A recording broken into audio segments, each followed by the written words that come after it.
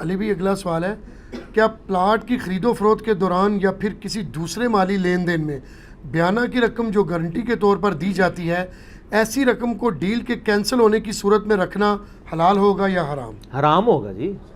اسلام میں financial plenty آپ کسی کو نہیں ڈال سکتے. صحیح. آپ یہ نہیں کہیں گے جی میرا معاہدہ تھا، آپ معاہدہ لکھ دیں، آپ غیر شرعی معاہدہ لکھ دیں. اسلام میں شرط حرام ہے کہ نہیں؟ جی. اب آپ کہیں جی میرا معاہدہ تھا کہ جی اگر یہ جیت گیا تو میں کھلاؤں گا، اگر میں جیت گیا تو یہ کھلاؤں گا. آپ کے معاہدہ کرنے سے حرام تو نہیں حلال ہو جائے گا، سود تو حلال نہیں ہو جائے گا، جوا تو حلال نہیں ہو جائے گا. اس طرح اسلام میں فائنینشیل پلنٹی ڈالنا حرام ہے. ایون آپ کے بجلی کے اور گیس کے بلوں میں جو جرمانے لگتے ہیں، بیسیکلی یہ جرمانہ بھی حکومت کے لیے ڈالنا حرام ہے. اب ہم تو ظاہر سسٹم میں مجبور ہیں نا، دے رہے ہیں. حکمرانوں کی بہرحال پوچھ ہوگی کہ وہ یہ زبردستی کام کیوں کر رہے ہیں. 1 یا 2 مہینے کوئی نہیں دیتا، آپ جرمانہ نہ ڈالیں، اس کا بجلی کا کنیکشن کاٹ دیں، ٹھیک ہے، وہ آپ کا حق ہے کہ یہ پیسے نہیں دے پا رہا تو ہم اس کو بجلی نہیں دیں گے. لیکن آپ جرمانہ ڈال کیوں دیتے ہیں بل لیٹ کے ہونے کے اوپر؟ ٹھیک ہے. اسی طریقے سے اگر کوئی ٹریفک سگنل توڑتا ہے، کوئی فائنینشیل پلنٹی نہیں اس پہ ہونی چاہیے. ایتھیکل پلنٹی ڈالیں آپ کہ 3 بار سگنل توڑ دے یا 3 بار غلطی کرے، اس کا لائسنس جو ہے وہ 1 سال کے لیے کینسل ہے. سر وہ لکیریں لگڑے گا ناک کی، رات کے 2 بجے بھی اگر اکیلا بھی کھڑا ہوا اشارہ نہیں توڑے گا. نہیں توڑے گا. توڑتا ہے باہر کے ملکوں میں کوئی؟ نہیں توڑتے کبھی بھی نہیں. کیوں؟ ان کو پتہ ہے کہ لائسنس ہمارا کینسل ہو جائے گا. پاکستان میں لائسنس کینسل ہوتا بھی آپ چلاتے رہتے ہیں، وہاں کینسل کا مطلب ہے واقعی کینسل ہو گیا. تو آپ رول آف لا کو اوپر لے گئے ہیں نا. بیانہ بھی یہاں پہ اکثر کیا ہوتا ہے جی، وہ زمین کا سودا ہوا ہے، وہ کہتے ہیں جی ٹوکن منی رکھ لیں جی 10,000 روپیہ، باقی رقم ہم مہینے کے اینڈ پہ کریں گے. وہ 1 مہینہ گزر جاتا ہے اور وہ بندہ رقم نہیں ارینج کر پاتا تو وہ 10,000 ضبط کر لیتا ہے دوسرا بندہ. حرام ہے. میرے اپنے ساتھ ایسے ہوا، ایک دفعہ میرے والد صاحب نے زمین کا سودا کیا تو اس نے انیشل ہمیں کوئی 40,000 کی رقم دی تو بیانے کے طور پہ، تو وہ اپنا معاہدہ پورا نہیں کر پایا.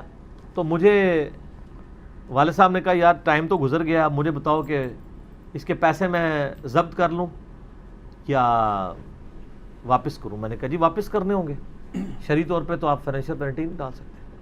وہ کہتے ہیں اس نے وعدہ خلافی کی. میں نے وعدہ خلافی کی ہے تو وہ بیچارہ نہیں ارینج کر سکا. اس میں کون سا ایسے گناہ والی بات ہوگی؟ آپ کو نقصان تو اس نے کوئی نہیں نہ پہنچایا. جی.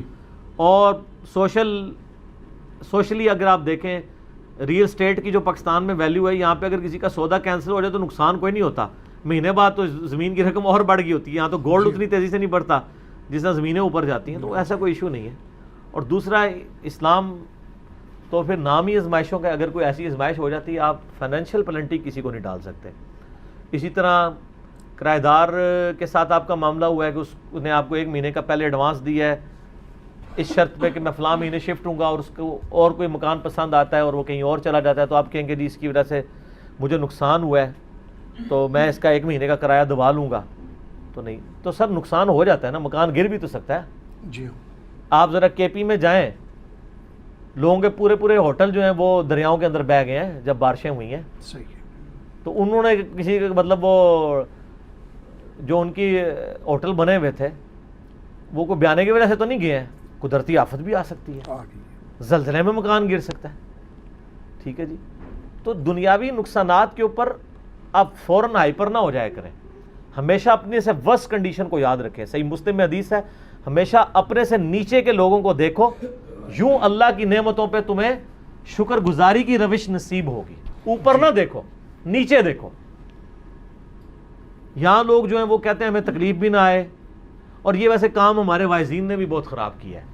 ہمارے جو مذہبی واعظین ہیں نا، انہوں نے اسلام کی پکچر ایسی پیش کی ہے کہ آپ ایک دفعہ داڑھی رکھ لیں، نمازیں شروع کر دیں، پھر تو آپ کو گویا دنیا کی کوئی تکلیف ہی نہیں پہنچنی. یہ پتہ نہیں اس نے کہاں سے کہانی نکال لی انہوں نے.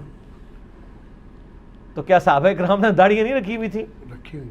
نمازیں نہیں پڑھتے تھے؟ تو سب زیادہ تو وہ آزمائے گئے ہیں. بالکل. یہ تو اسلام کی ڈاکٹرائن کے خلاف ہے. اسلام تو کہتا ہے وَلَنَبْلُوَنَّكُمْ بِشَيْءٍ مِّنَ الْخَوْفِ وَالْجُوعِ وَنَقْصٍ مِّنَ الْأَمْوَالِ وَالْأَنفُسِ وَالثَّمَرَاتِ وَبَشِّرِ الصَّابِرِينَ. صبر کرنے والوں کے لیے بشارت ہے جو کہتے ہیں اِنَّا لِلَّهِ وَإِنَّا إِلَيْهِ رَاجِعُونَ. تو میری ایک یوٹیوب پہ کلپ بھی ہے، مصیبت کی خبر کو خوشی میں بدلنے کی دعا.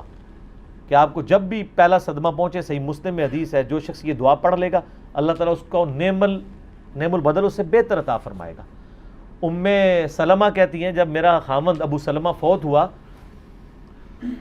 تو میں نے فوراً یہ دعا پڑھ لی، مجھے نبی علیہ السلام سے سن کے میں نے یاد کی تھی، پھر میں دل میں سوچتی تھی کہ میرے خامند سے تو بہتر کوئی مرد ہی نہیں ہے، مجھے اللہ تعالیٰ اس کا بہتر نعم البدل کیسے دے گا؟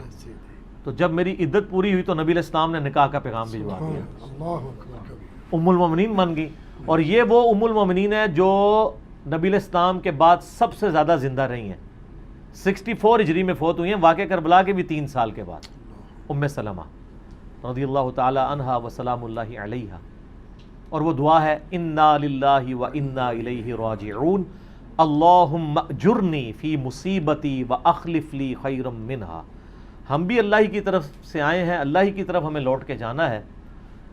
اے اللہ، اللہم اجرنی، یہ میم کے اوپر زبر اور آگے حمزہ ہے، جھٹکے سے پڑھنا ہے، اللہم اجرنی نہیں ہے، مشکات میں یہ غلط پرنٹ ہو گیا ہے اجرنی، اللہم اجرنی، اے اللہ مجھے اجر دے فی مصیبتی، میری اس مصیبت میں، وَأَخْلِفْ لِي خَيْرًا مِّنْهَا، اور اس سے بہتر مجھے اس کا خلیفہ نعم البدل عطا فرما۔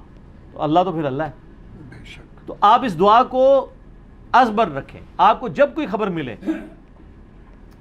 اور آپ کو یہ خبریں آئے دن ملتی رہیں گی، چھوٹی موٹی خبر بھی۔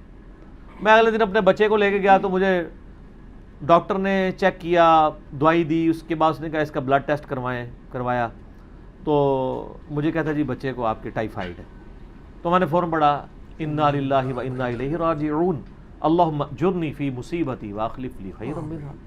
ہم تو یہی کر سکتے ہیں نا، اور تو کچھ نہیں ہے، جی ٹھیک ہے۔ تو آئے دن آپ کو ذہنی اندیشوں والی خبریں ملیں تو فوراً یہ دعا پڑھا کریں، انشاءاللہ، تو انشاءاللہ تعالی اللہ تعالیٰ اس کا بہتر نعم البدل عطا فرما دے انشاءاللہ۔ انشاءاللہ۔ ٹھیک ہو گیا؟ جزاکم اللہ خیر۔